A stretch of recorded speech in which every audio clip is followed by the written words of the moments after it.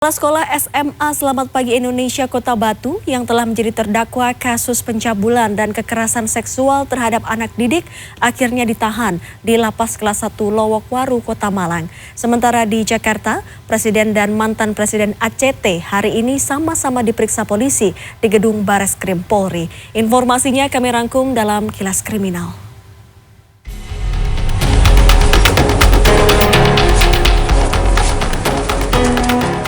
JE, Kepala Sekolah SMA Selamat Pagi Indonesia Kota Batu yang menjadi terdakwa kasus pencabulan dan kekerasan seksual terhadap anak didik, akhirnya ditahan di Lapas Kelas 1 Lowokwaru, Kota Malang, Senin petang. Penahanan dilakukan oleh Kejaksaan Negeri Kota Batu sesuai ketetapan Pengadilan Negeri Kota Malang. JE akan ditahan selama 30 hari ke depan. Sebelumnya, Kejaksaan Negeri Kota Batu telah mengajukan 2 kali permintaan penahanan terhadap terdakwa. Kasus kekerasan seksual yang dialami siswa SMA Selamat Pagi Indonesia Kota Batu mencuat pada Mei 2020 lalu. Korban yang sudah menjadi alumni melapor ke Polda Jatim hingga menjadi tersangka pada Agustus 2020 dan kemudian menjalani 19 kali sidang. Terdakwa tidak kunjung ditahan.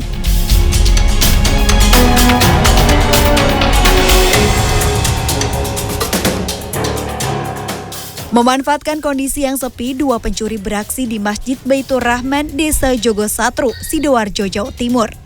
Mereka datang ke masjid dengan berboncengan sepeda motor layaknya jemaah masjid pada umumnya. Mereka kemudian merusak kunci kotak amal dan mengambil semua uang yang ada di dalamnya. Tak hanya satu, mereka mencuri uang amal di 3 kotak yang ada di masjid, senilai total hingga jutaan rupiah.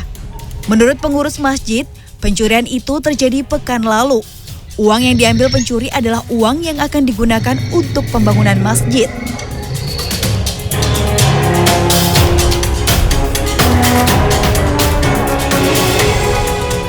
Presiden Aksi Cepat Tanggap atau ACT Ibnu Kajar kembali diperiksa Bareskrim Mabes Polri pada Senin siang tadi. Ini merupakan pemeriksaan lanjutan terkait dugaan penyelewengan dana donasi masyarakat yang dikelola ACT. Tak hanya Presiden ACT, mantan Presiden ACT Ahyudin Senin pagi juga diperiksa polisi di gedung Bareskrim Polri. Kuasa hukum Ahyudin mengatakan, pemeriksaan Ahyudin masih seputar terkait akta dan legalitas ACT. Tim Liputan CNN Indonesia. Sebuah truk pengangkut durian terperosok ke jurang di jalur Pantura Hutan Baluran, Situbondo, Jawa Timur. Sedikitnya 800 buah durian rusak akibat tertimpa truk. Di Jakarta Pusat, seorang pengemudi ojek online luka parah akibat menabrak mobil yang diparkir di depan rumah warga. Seorang pengemudi ojek online luka parah setelah menabrak mobil yang diparkir di depan rumah warga Jalan Angkasa 1, Gunung Sahari Selatan, Kemayoran, Jakarta Pusat, Senin sore. Polisi dan sejumlah warga kemudian membawa korban ke Rumah Sakit Hermina.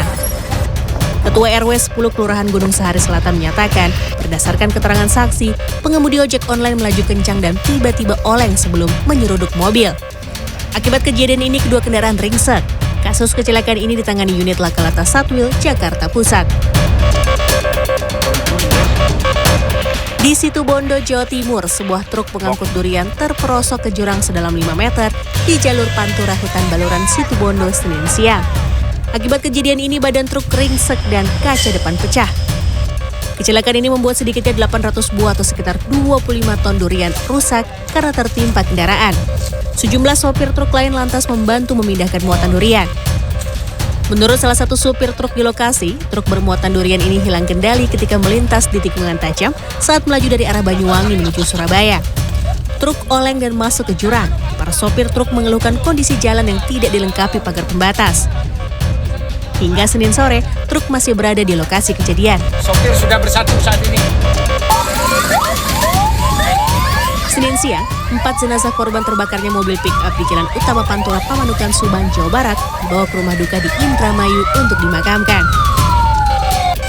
Mobil pick-up yang mengangkut 7 orang ini terbakar pada Senin dini hari.